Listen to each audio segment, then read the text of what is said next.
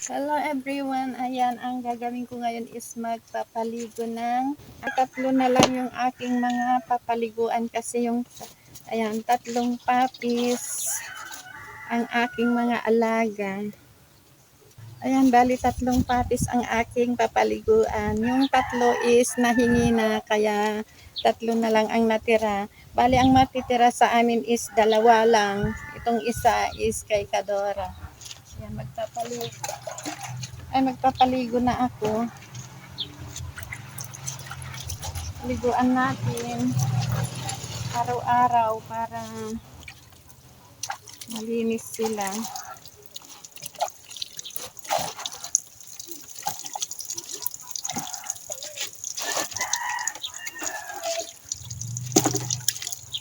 Ito ang gagawin natin ngayong araw na ito, magpapaligo ng tuta.